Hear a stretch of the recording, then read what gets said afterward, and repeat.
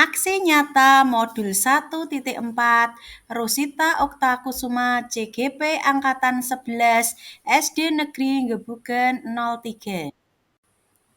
Latar belakang: banyak murid yang melanggar peraturan sekolah dan banyak murid yang tidak senang kepada guru karena mendapat hukuman. Tujuan aksi nyata: melalui aksi nyata ini semoga hubungan guru dan murid meningkat supaya lebih tertarik dengan pembelajarannya. Tahapan aksi nyata: konsultasi dengan kepala sekolah, pentingnya budaya positif dan meminta izin untuk mendiseminasikan kepada rekan guru.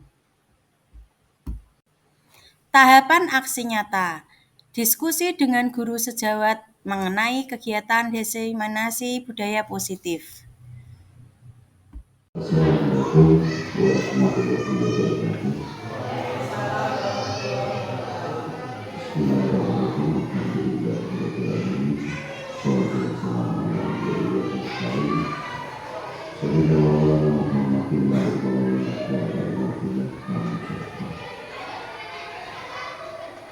Yang saya hormati dan jabatan Bapak Ibu Guru Pendidik dan Tenaga Pendidikan SD Negeri Gebugen 3.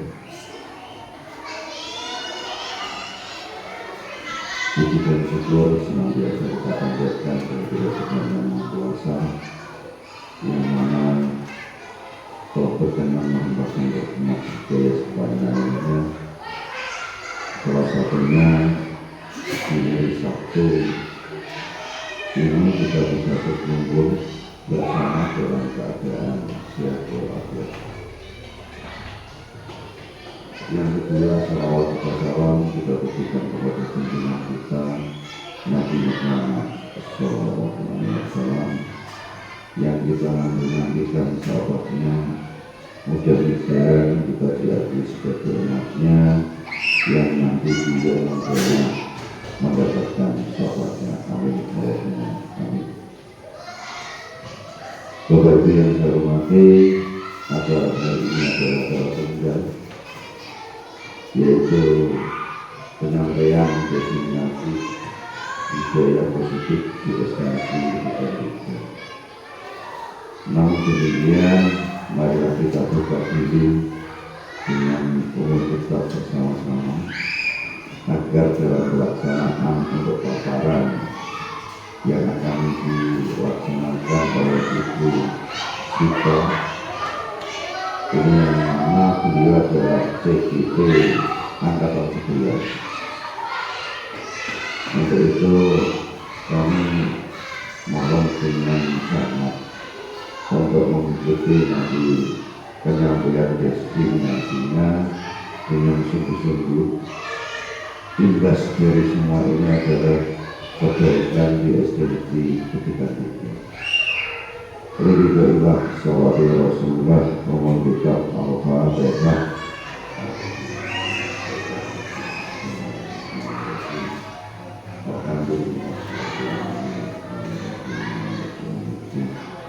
Iya,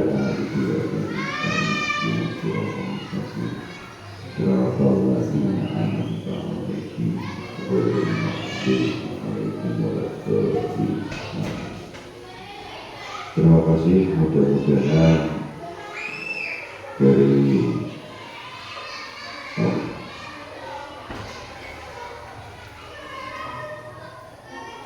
umur kita tadi membawa kita menjadi yang paling luar biasa.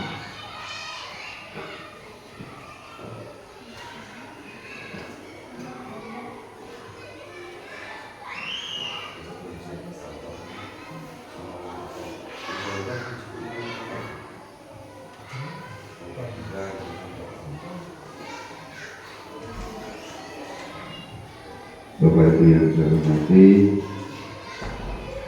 kita perlu sedikit mencontoh Ibu Rosita, di mana beliau perjuangannya sangat keras sekali, semangat membara.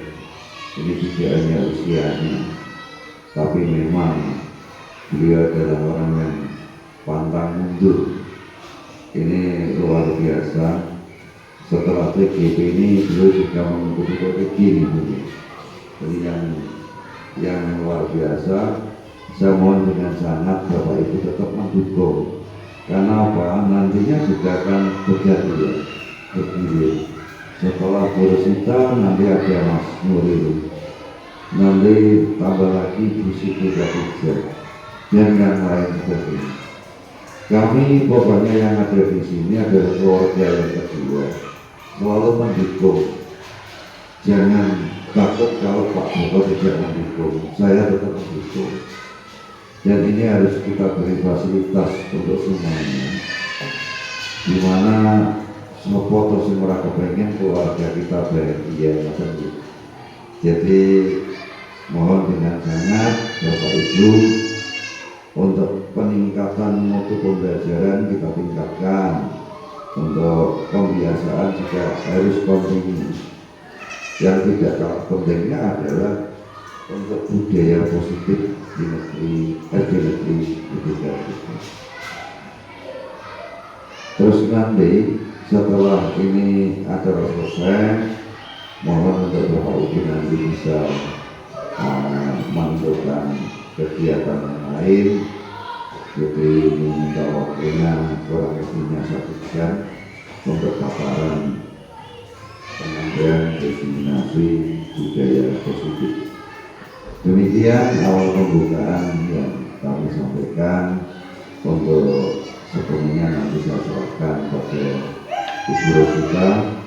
Kurang lebihnya mohon maaf. Untuk pengajian yang saya sampaikan, wabillahi taufiq wal hidayah. Assalamualaikum warahmatullahi wabarakatuh. Monggo Bu Rosita. Assalamualaikum warahmatullahi wabarakatuh. Selamat pagi Bapak Ibu Guru SDN Gebugan 03. Di sini hari ini saya akan memaparkan diseminasi budaya positif. Mari kita belajar bersama-sama nih Bapak Ibu Guru. Perkenalkan, nama saya Rosita Karisuma, PDP angkatan 11 SD Negeri Gebugan 3. Sebelum kita mulai, saya boleh membaca pantun sedikit Bapak Ibu. Jalan-jalan ke Nusa Dua, tidak lupa sambil cuci mata. Selamat datang rekan-rekan semua. Mari kita mulai presentasi dengan bahagia.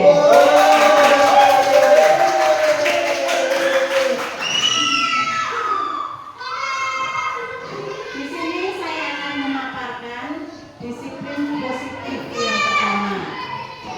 Apa itu disiplin positif? Disiplin positif adalah menumbuhkan disiplin yang didorong dalam diri anak tanpa hukuman dan hadiah. Ya, sebelum kita ke materi, mari kita berdiri semua, kita meregangkan otot-otot kita yang kaku, pikiran kita yang lelah, biar fresh kembali. Kita belajar seperti anak didik kita nggih Bapak Ibu, biar makin senang. Semoga bareng-bareng ya. Sambil bergerak boleh dikatakan.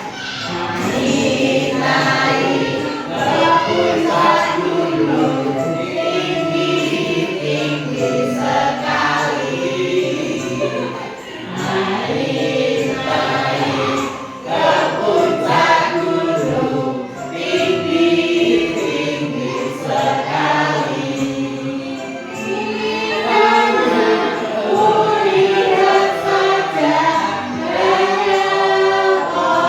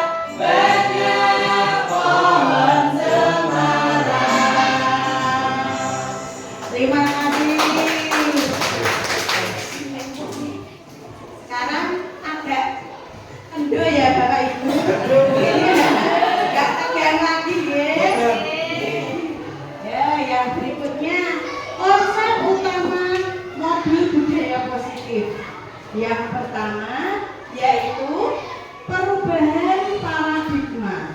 Yang kedua, kebutuhan dasar manusia. Yang ketiga, disiplin positif. 4. Motivasi perilaku manusia. Yang kelima, posisi kontrol restitusi. Yang keenam, keyakinan kelas. Dan yang terakhir adalah segitiga restitusi. Yang pertama yaitu pembelajaran dengan paradigma baru.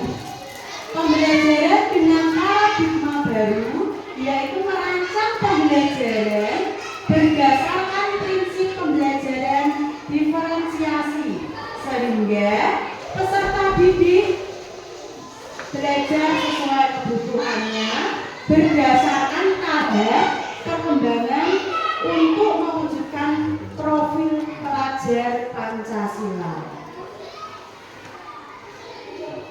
Dasar pendidikan Ki Hajar Dewantara ada 4, Bapak Ibu. Yang pertama, menuntun. Yang kedua, berpihak pada murid. Yang ketiga, kekuatan kodrat. Dan yang keempat, budi pekerti. Miskonsepsi tentang teori kontrol.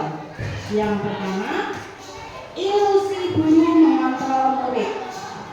Yang kedua, ilusi bahwa kritik dan membuat rasa bersalah mampu menguatkan karakter. Yang ketiga, ilusi bahwa semua penguatan positif efektif dan bermanfaat. Yang keempat yaitu ilusi bahwa orang dewasa tidak berhak memaksa. Di sini perubahan paradigma stimulus respon dalam teori kontrol. Stimulus respon, kita mencoba mengubah orang agar berpandangan sama dengan kita. Teori kontrolnya, kita berusaha memahami pandangan orang lain tentang dunia. Yang kedua, perilaku buruk dilihat sebagai suatu kesalahan atau tidak cukup sampai minta maaf. Teori kontrolnya, semua perilaku memiliki tujuan. Yang ketiga, orang lain bisa mengontrol saya. Teori kontrolnya, hanya Anda yang bisa mengontrol diri Anda.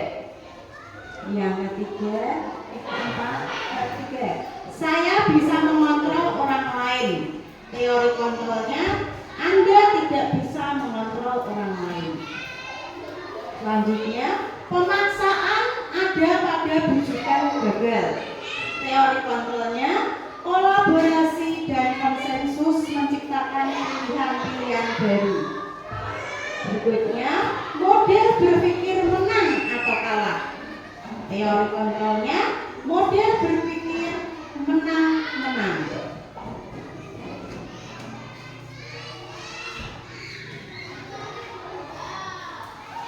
Apa pentingnya menciptakan suatu positif di lingkungan sekitar kita?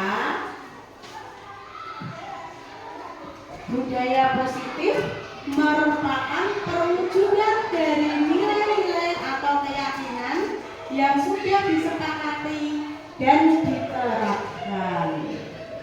Untuk penjabarannya bisa diimplementasikan yaitu disiplin positif dan nilai kebajikan universal. Kedua, teori motivasi, hukuman, dan penghargaan restitusi. Berikutnya, keyakinan kelas. Selanjutnya, kebutuhan dasar manusia dan dunia berkualitas. Yang berikutnya, restitusi 5 posisi kontrol. Yang terakhir, restitusi segitiga restitusi.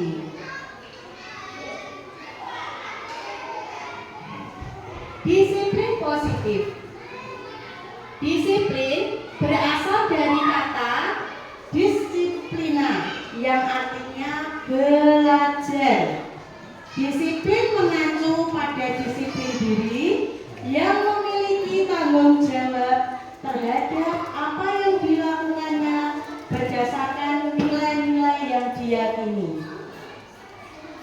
Sedangkan disiplin positif merupakan salah satu cara penerapan disiplin yang bertujuan untuk menumbuhkan kesadaran serta memberdayakan peserta didik tanpa imbalan, penghargaan, atau reward, atau ancaman, atau hukuman. Sebagai pendidik, tujuan kita yaitu menciptakan peserta didik yang memiliki disiplin diri sehingga mereka berperilaku mengacu pada nilai-nilai kebajikan universal dan memiliki motivasi intrinsik dalam perubahan perilaku ke arah yang lebih baik. Nilai-nilai kebajikan universal. Di sini nilai-nilai kebajikan universal yaitu nilai-nilai kebajikan adalah sifat-sifat positif manusia yang merupakan tujuan mulia yang ingin dicapai setiap individu. Nilai-nilai tersebut bersifat universal dan lintas bahasa, suku bangsa, agama, maupun latar belakang. Contoh nilai kebajikan yaitu profil pelajar Pancasila. Sekarang di kelas-kelas masing-masing sudah diterapkan ya Bapak Ibu. Primary year program. Yang ketiga, keterampilan hidup.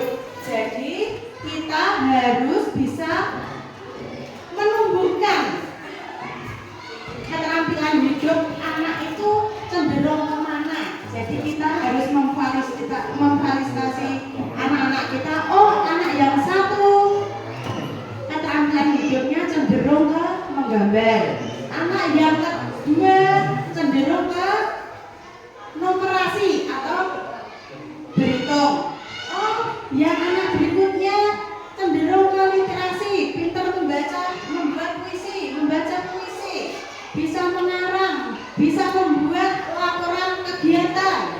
Berarti kita harus mendukung masing-masing keterampilan hidup dari siswa tersebut.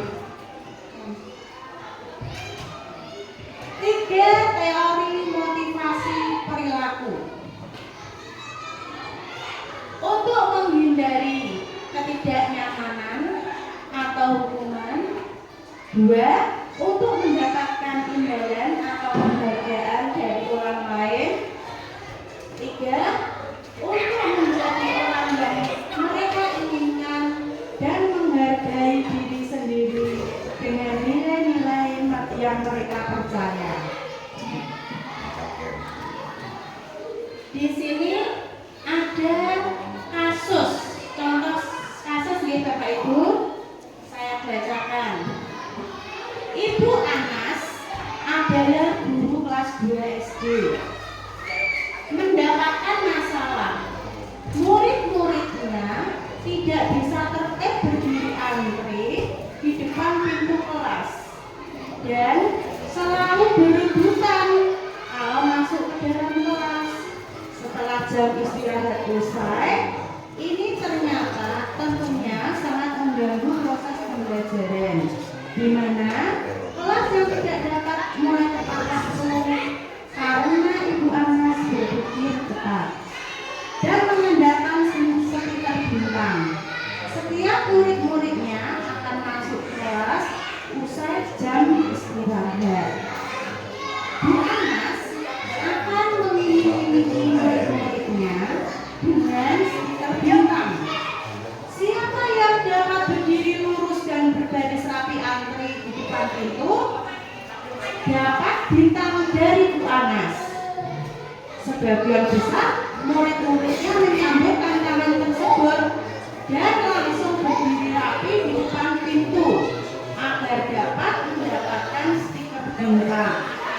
Hal ini terus dilakukan Bu Ana selama beberapa minggu ke depan karena berhasil membuat murid-muridnya berdiri rapi antri di depan pintu sampai pada suatu saat Bu Ana sakit dan terpaksa dihentikan oleh Pak Heru. Pak Heru mengetahui tentang stiker bintang dan benar saja pada saat masuk ke kelas usai jam istirahat, murid-murid kelas 2 kembali berebutan masuk kelas. Apa yang terjadi? Mengapa?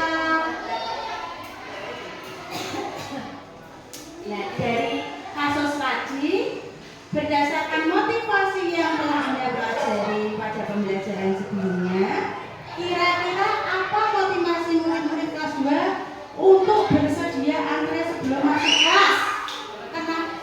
Apa ini? Oh iya, mereka berebut mendapat stiker bintang. Jadi anak berebut masuk ke kelas, siapa yang paling cepat, paling rapi akan mendapatkan stiker bintang. Adakah cara lain agar murid-murid kelas 2 bersedia antre di depan kelas tanpa diberi penghargaan stiker bintang? Jelaskan. Coba Bapak Ibu Guru, apabila tidak dikasih stiker bintang, cara lain apa yang bisa memancing anak untuk bersikap tertib selain diberi stiker bintang? Biasanya Bu, langsung minum video. Coba cara memancing anaknya yang lain, motivasi lain selain memberikan stiker bintang. Oh ya, nanti dijanjikan mendapat nilai lebih. Mungkin apa? Mendapat reward. Bagus. Oh ya, tanpa memberikan hadiah menggunakan ice breaking. Jadi murid lebih tertarik ya pilih. Ya. Apalagi coba? Mungkin itu ya. Apa sih? Oh iya, diberikan reward pujian berupa pujian juga bisa.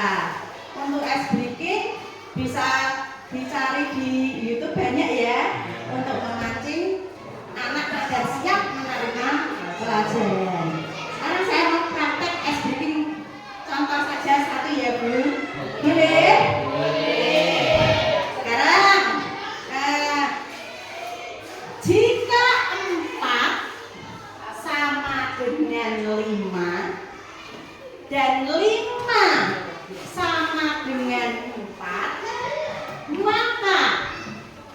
maka 6 sama dengan betul. Jika 6 adalah berapa Bindri? 6 adalah 4. Sekarang 2 sama dengan berapa? 3. 100. Sekarang jika 2 adalah 3, sekarang 8 sama dengan berapa? Coba beri kesempatan yang lainnya. 8 berapa? Ayo. 8 berapa? Karena 2 adalah 3, 4 adalah 5, 5 adalah 4. Ayo, siapa mau menjawab 8 sama dengan? Betul tidak Indri? Betul. Mau tahu kuncinya apa? Mau tahu kuncinya apa? Itu kuncinya banyaknya abjad membaca angka tersebut. Coba 4 sama dengan 5. 4 hurufnya ada berapa? E, N, E, A, T. Berapa guru? 5. Sekarang 5 sama dengan 4. Hitung.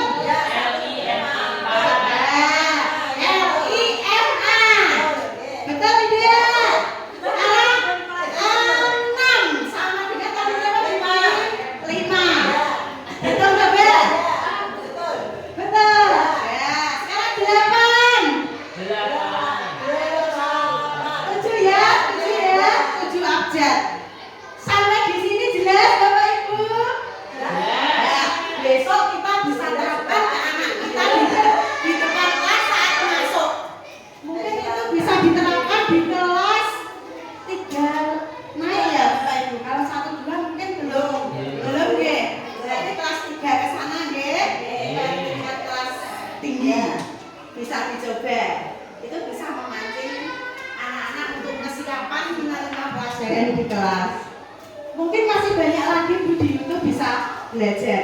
Ya, mungkin itu saja contoh case baking dari saya. Ya. Dihukum oleh penghargaan, efektif dalam jangka waktu pendek, bergantung pada penghargaan yang diberikan serta kehilangan motivasi dari dalam, menjadi tidak menyadari tindakan baik yang kita lakukan. Jadi hukum dengan penghargaan itu anak malah cenderung bisa ya merubah dirinya untuk melakukan tindakan yang lebih baik lagi. Terus contoh pengakuan atau apresiasi kebajikan. Contohnya ya, kemarin saya perhatikan nilai kebajikannya, rasa empatimu besar sekali. Situasi pada saat menolongmu dari kelas kita. Yang kedua, saya menghargai nilai kebajikannya, kepedulianmu. Situasinya pada saat kamu membantu teman-temanmu di tugas kelompok. Terima kasih untuk nilai kebajikannya, rasa tanggung jawabmu. Situasinya pada saat kamu memungut kertas-kertas yang berserakan di lantai. Jadi apabila kita terapkan pada anak-anak kita, kalimat-kalimat itu mempunyai nilai kebajikan Bapak Ibu, yaitu bisa kita terapkan pada situasi apapun, entah itu pada waktu pembelajaran di kelas, entah itu saat istirahat menemukan anak yang sedang nakal, kita bisa menerapkan nilai-nilai kebajikan.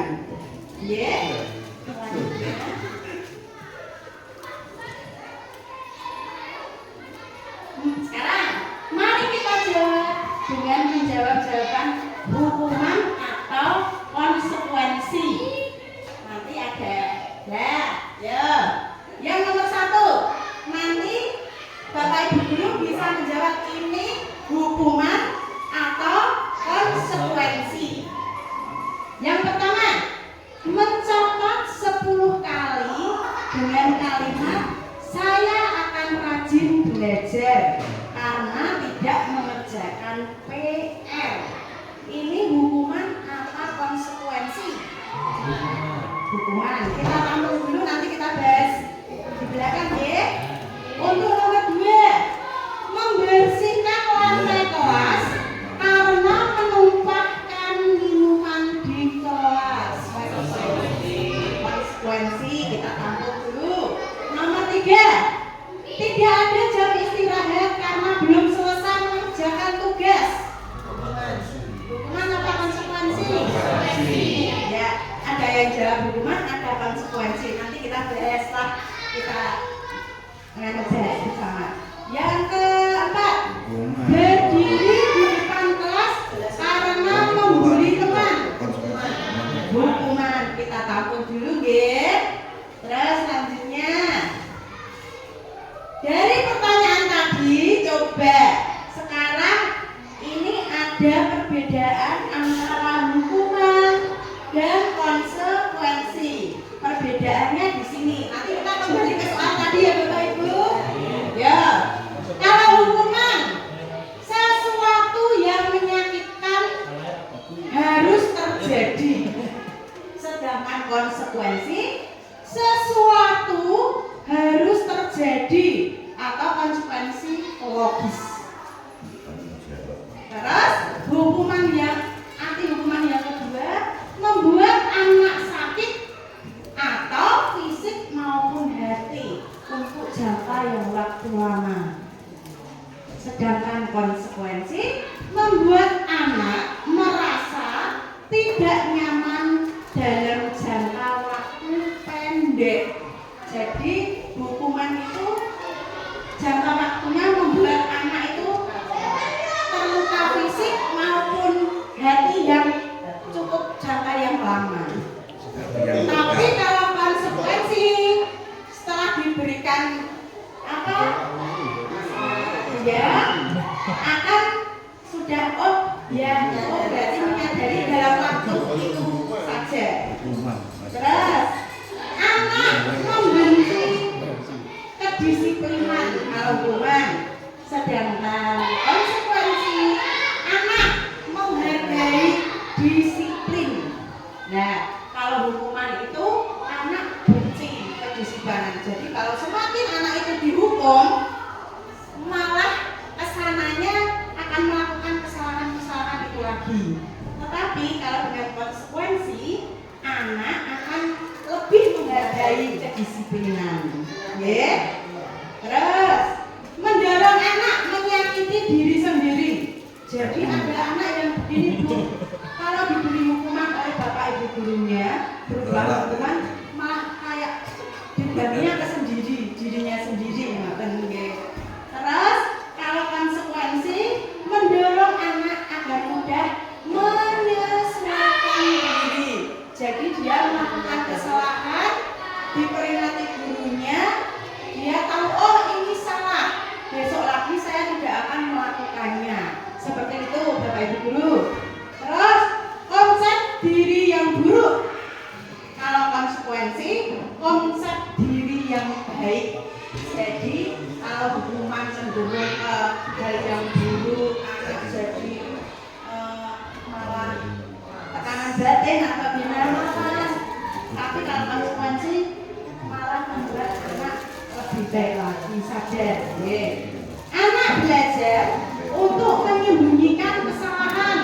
Jadi semakin dihukum, besok lagi kalau melakukan kesalahan, buatan ngaku, saya tidak Bu, bukan saya Bu. Begitu ya Bapak Ibu. Untuk yang konsekuensi, anak belajar untuk mematuhi peraturan. Jadi kalau diberikan konsekuensi, arahan, anak akan semakin mematuhi peraturan. Selanjutnya, hukuman marah, merasa bersalah, dipermalukan, merasa tak dihargai. Sedangkan konsekuensi kehilangan hak, dibuat tidak nyaman, diasingkan untuk sementara. Jadi kalau hukuman itu dia merasa dipermalukan, apalagi teman yang lain tahu kalau dihukum, anak itu dihukum, mesti dia akan merasa dipermalukan dan tidak dihargai, gitu Bapak Ibu. Ya, kembali ke soal yang tadi Mas Kevin. Ya, sekarang sudah tahu perbedaannya ya Bapak Ibu. Sekarang mencatat 10 kali dengan kalimat saya akan rajin belajar karena tidak mengerjakan PR. Konsekuensi apa hukuman? Konsekuensi. Ya, kata tidak menimbulkan rasa sakit hati pada anak didik. Terus yang kedua, membersihkan lantai kelas karena menumpahkan minuman di kelas. Konsekuensi ya. Terus yang ketiga, tidak ada jam istirahat karena belum menyelesaikan tugas. Ya. Terus yang keempat, berdiri di depan kelas karena memberi teman. Hukuman karena si anak tadi dipermalukan di teman yang lain, dia akan semakin malu, tidak percaya diri. Sampai di sini jelas Bapak Ibu? Perbedaan antara hukuman dan konsekuensi sudah jelas? Alhamdulillah. Bisa kita terapkan kepada anak didik kita setiap harinya.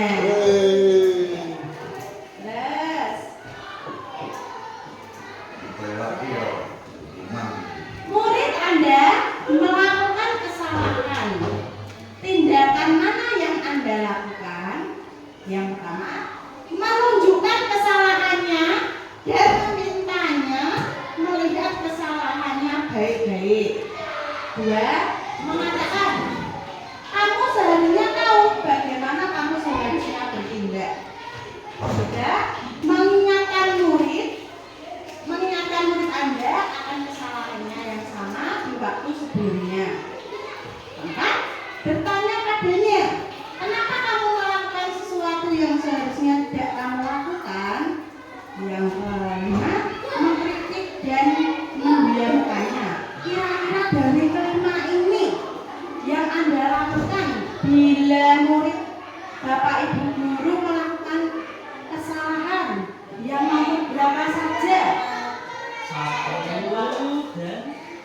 tidak baik yang nomor 5. Ya, yang sebaiknya yang baik kita lakukan. Satu. Empat. Satu dan empat. Ya, sebaiknya kalau kita melakukan kesalahan, jangan langsung kita kritik, jangan langsung kita beri kata-kata yang ibaratnya menyakiti hatinya. Kita harus menunjukkan, oh perbuatan kamu itu salah nak, yang benar seperti ini. Nah, seperti itu. Untuk yang keempat, memberikan pertanyaan, mengapa anak itu melakukan kesalahan itu, alasannya apa. Jadi nanti kita melakukan pendekatan, oh berarti alasan anak ini melakukan ini. Terus kita harus bisa memberikan solusi biar anak itu tidak berpikir seperti itu lagi. Ya, terus sekarang restitusi. Jadi tadi ada hukuman, konsekuensi, sekarang ada restitusi. Restitusi adalah proses menciptakan kondisi bagi murid untuk memperbaiki kesalahan mereka sehingga mereka kembali pada kelompok mereka dengan karakter yang lebih kuat. Restitusi juga merupakan proses kolaboratif yang mengajarkan murid untuk mencari solusi untuk masalah mereka dan membantu murid berpikir orang seperti apa mereka menjadi tujuan mulia dan bagaimana harus melakukan orang lain. Nah, restitusi ini apabila ada murid yang melakukan kesalahan, apabila kita kesulitan untuk memberikan masukan atau solusi atau perbaikan, kita bisa bertanya dengan teman sejawat. Misalnya saya bisa pas istirahat ketemu Bu Bos di kantor. Bu Bos, menurut saya kok begini, ada jalan keluar atau caranya bagaimana ya Bu Bos untuk biar anak itu jelas. Terus misalnya Bu Koti, muridnya ada yang bagaimana, bisa rasan-rasan sama Pak Nuril, Mbak Hanif, Mbak Indri, bagaimana ya anak ini untuk solusinya agar bisa kembali baik kembali. Seperti itu Bapak Ibu, jangan dipikir sendiri. Jadi di sekolah kita harus berkolaboratif. Jadi apabila kita kesulitan untuk menyelesaikan masalah berkaitan dengan anak, bisa dengan Bapak Ibu Guru atau dengan Pak Joko.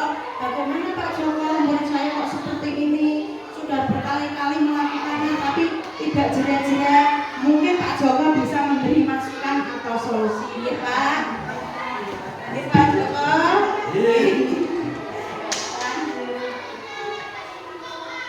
Ciri-ciri restitusi. Pertama, bukan untuk menebus kesalahan, namun untuk belajar dari kesalahan. Yang kedua, untuk memperbaiki hubungan. Contohnya, murid kita habis melakukan kesalahan berkelahi dengan temannya. Bila kita menyelesaikannya dengan agak rasa emosi ya Bapak Ibu. Ada murid kan sama gurunya, aku mau disenangi, aku mau dimarahi, tapi mereka kan nggak tahu kata-kata memarahi itu sebenarnya adalah untuk agar dia tahu yang melakukan kesalahan apa. Ya. Yang ketiga, tawaran, bukan paksaan. Keempat, restitusi menuntut untuk melihat ke dalam diri. 5, restitusi mencari kebutuhan dasar yang mendasari tindakan restitusi diri adalah cara yang paling baik. 7, restitusi fokus pada karakter bukan tindakan. Ditekankan pada karakter ya Bapak Ibu, tidak tindakan. Jadi kalau ada anak yang melakukan kesalahan,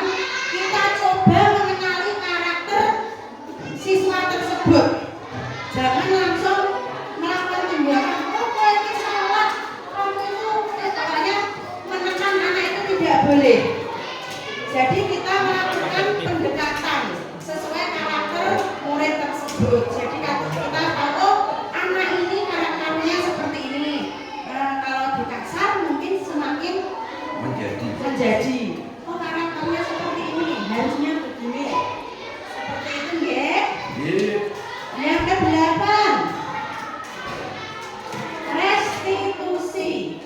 Fokus pada solusi. Nah, di sini apabila ada yang melakukan kesalahan, fokus ke solusi, tidak malah menambahkan, oh, gue pingin nih, gue salah, ini, enggak. Tapi kita mencarikan solusi. Nah, kamu besok lagi kalau melakukan itu, sebaiknya jangan seperti itu. Itu adalah tindakan yang salah. Kamu sebaiknya lebih bisa jaga, kan ya? Tidak langsung mengucapkan kata-kata yang sepertinya menentang anak itu. Yang ke-9, restitusi, mengembalikan murid yang berbuat salah pada kelompoknya.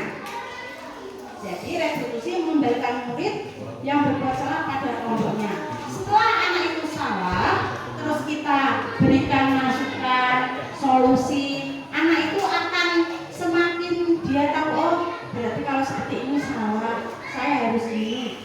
Terus akhirnya dia bisa kembali ke kelompoknya, teman yang sebayanya dia. Jadi tidak merasa dikucilkan, tidak merasa diasingkan, tidak merasa oh ini cah nakal, cah gini.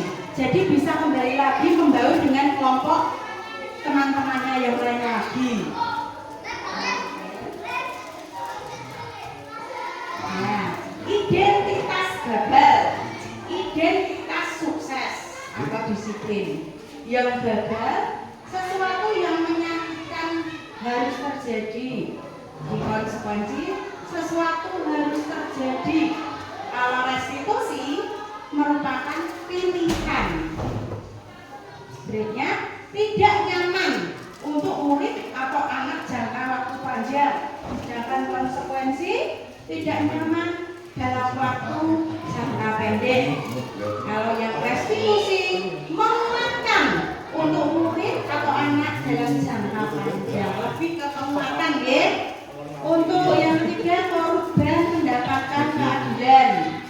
Yang konsekuensi korban bisa diabaikan. Jadi sudah salah, sudah diberi peringatan, sudah tidak kelihatan salah lagi, membaur dengan murid kembali. Yang restitusi, korban mendapatkan ganti. Murid atau anak tersakiti, sedangkan konsekuensi murid anak dibuat tidak nyaman.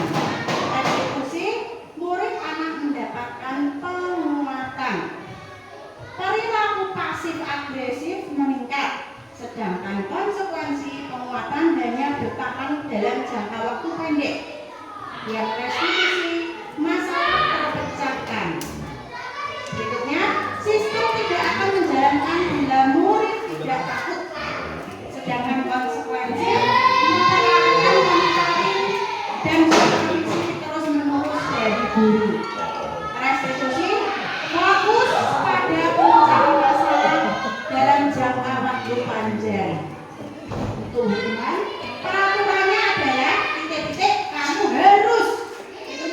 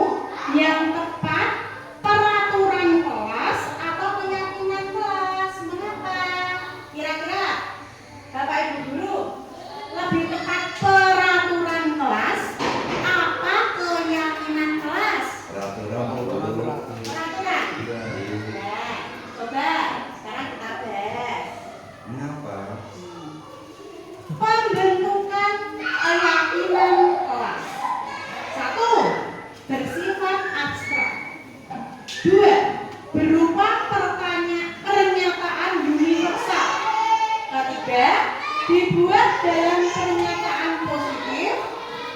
3, 4, sedikit saja akan mudah diingat. Selanjutnya, sesuatu dengan kondisi kelas dan sekolah sehingga mudah diterapkan. Yang berikutnya, semua warga sekolah atau warga kelas dilibatkan saat membuat keyakinan kelas.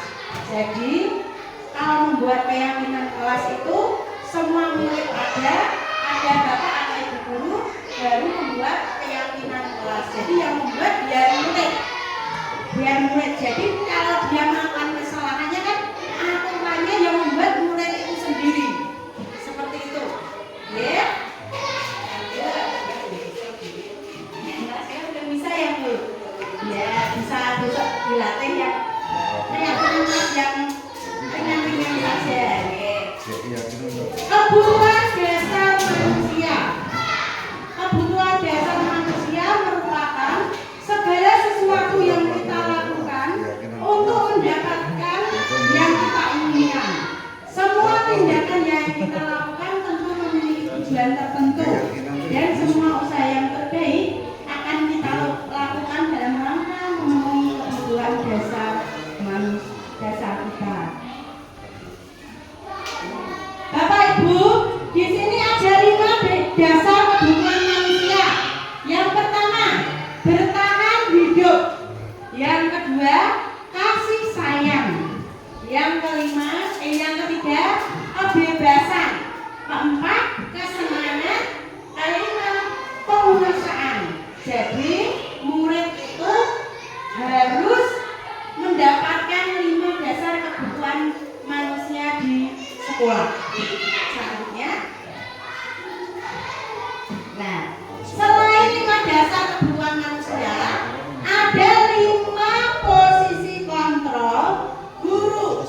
Jadi kita itu sebagai guru atau pendidik harus mempunyai 5 posisi kontrol. Yang pertama,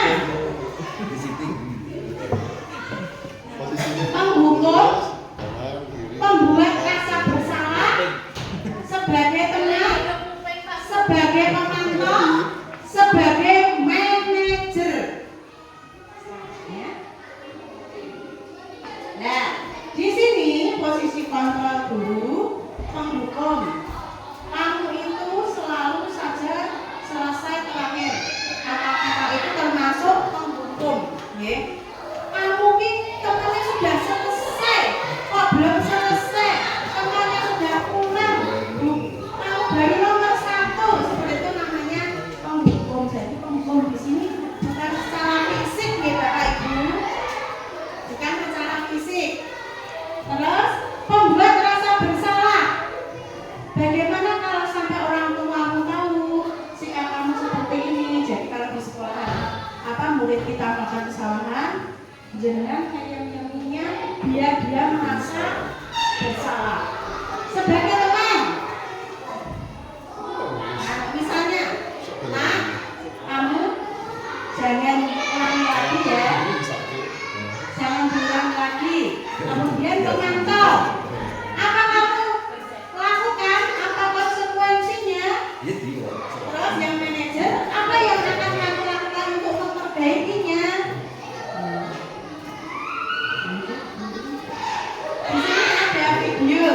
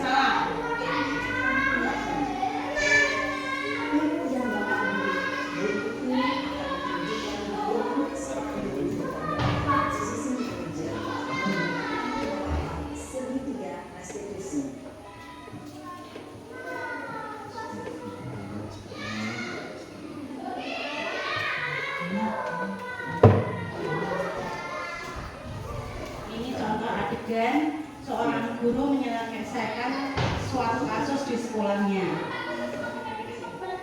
Kesel Pak, kesel banget. Masa aku dikatain pemimpin Pak? Ya aku marah Pak. Aku boleh dikatain mereka doang Pak. Kesel banget. Oh gitu.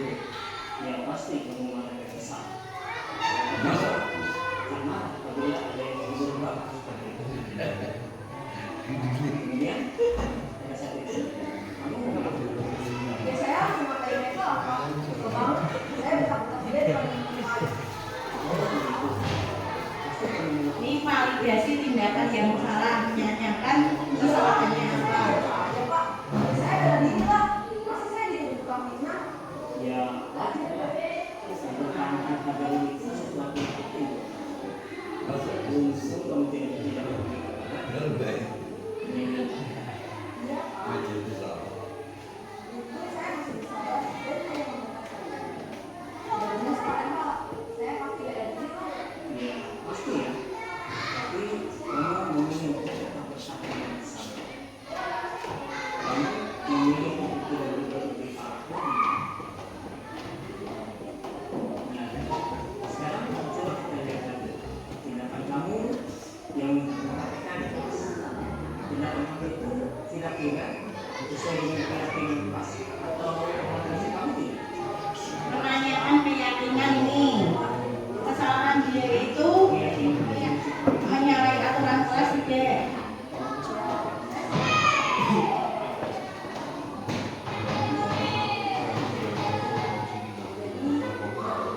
kamu meyakini tidak? Menghargai orang lain itu penting bagi kamu. Ya alhamdulillah Pak. Iya, setuju. Itu bersama kita namun ada juga keyakinan seperti yang perlu kita jalankan. Tentunya kita sedang marah.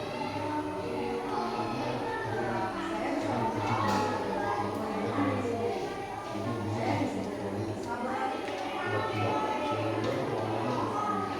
Kira-kira kamu bersedia memperbaiki masalah ini gitu? Sedia Pak.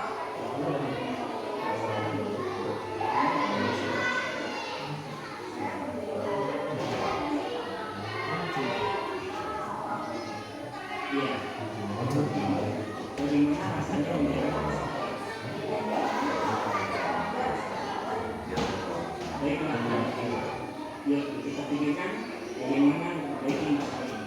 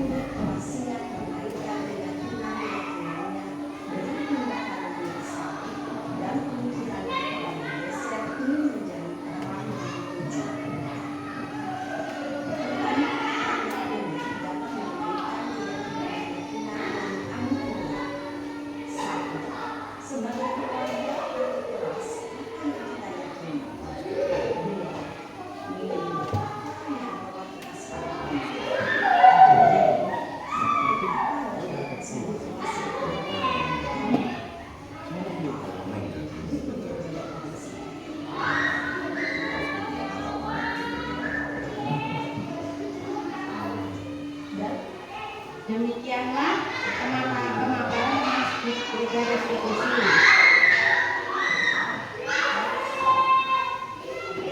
Di sini saya sudah mencoba di SD Bukan 3 melakukan segitiga restitusi tersebut. Kita bisa lihat videonya.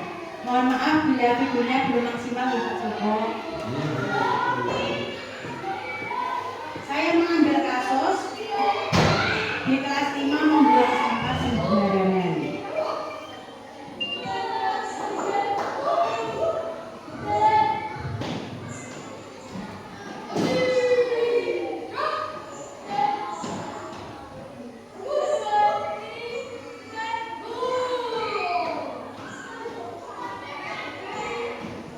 sini saya menstabilkan identitas dulu.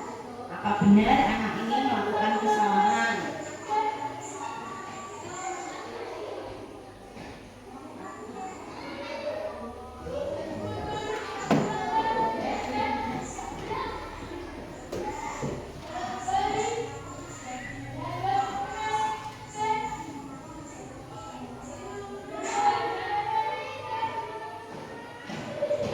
Yang kedua, menstabilkan identitas.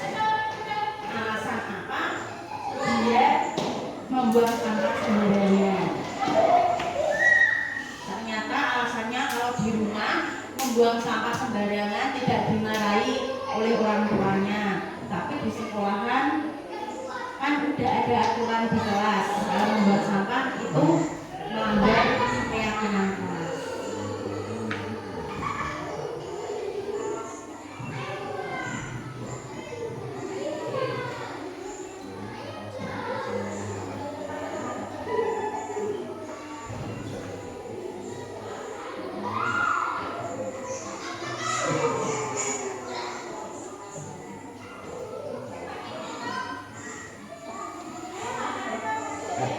Sekarang menanyakan keyakinan.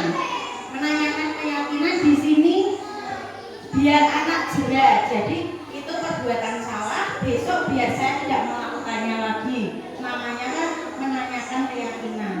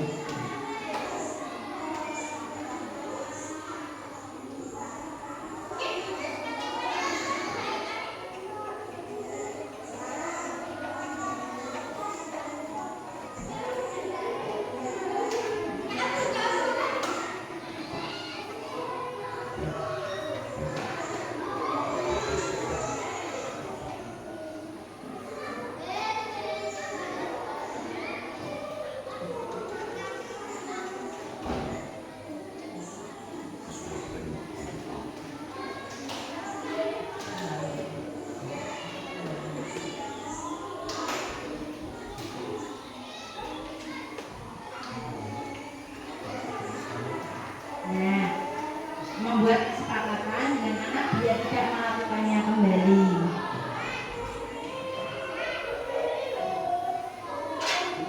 Ini tanggapan siswa setelah melakukan segitiga restitusi itu, dia melakukan tidak akan melakukan lagi dengan berjanji. Ini kasus yang kedua, Bapak Ibu berkelahi dengan teman. Kebetulan di kelas 5 rebutan buku Bapak Ibu guru, terus gelut. Di sini saya menstabilkan identitas. Kesalahan mereka itu apa? Mereka mengaku kesalahan atau tidak?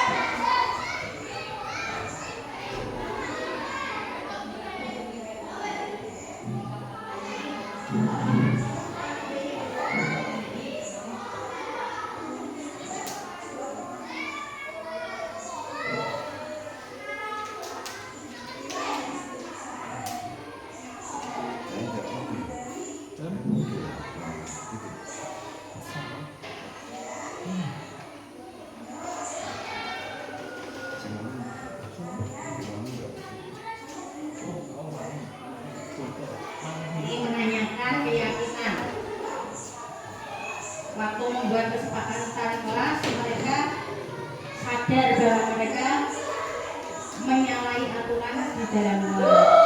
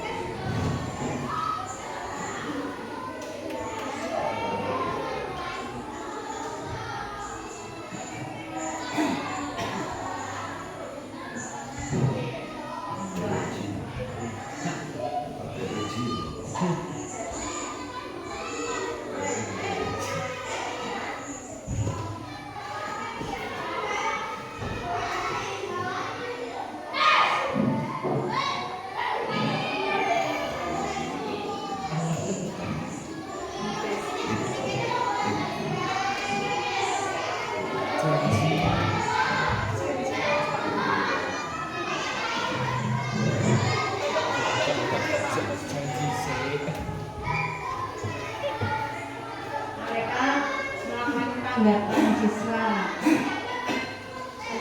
tidak akan mengulang lagi.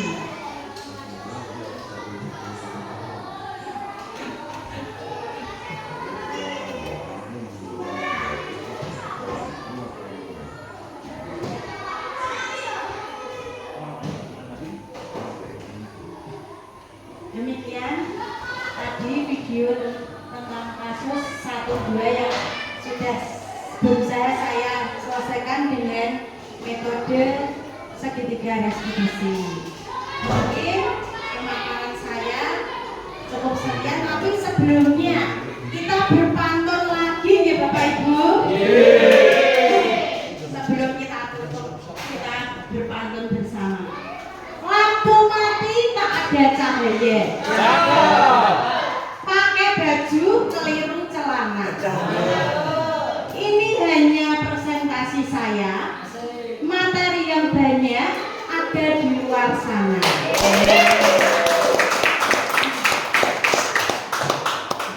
Terima kasih teman-teman, Bapak Ibu guru semua. Demikianlah presentasi saya tentang budaya positif di SD Lubugan 3 kepada Pak Joko dan teman-teman Bapak Ibu guru semua.